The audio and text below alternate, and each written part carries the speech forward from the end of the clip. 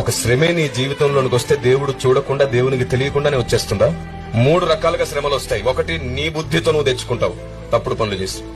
2, నిన్ను నిరూపించడానికి, నిన్ను గొప్ప చేసి బంగారంగా మార్చడానికి దేవుడు శ్రమలు అనుమతిస్తాడు. ఓకే.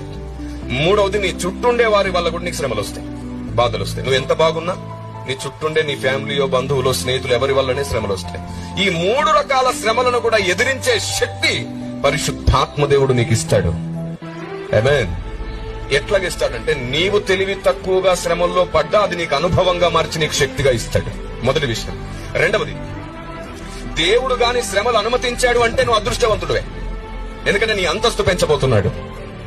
3వది, నీ చుట్టుండే వారి వల్ల నీకు శ్రమ వచ్చినప్పుడు కూడా, వారి వల్ల కలిగిన శ్రమలలో కూడా నీవు అనేకులకు అనుభవం, అనేకులకు వెలుగుగా మారిపోతావు. Praise the lord. అక్కడ నీ ప్రేమ పరీక్షించబడుతుంది, అక్కడ నీ ఓర్పు పరీక్షించబడుతుంది, అక్కడ నీ సహనం పరీక్షించబడుతుంది. మనం ఏం చేస్తాం తెలుసా? శ్రమ రాగానే తొలగించు ప్రభువా అని ప్రార్థిస్తాం. తప్పు ప్రార్థన.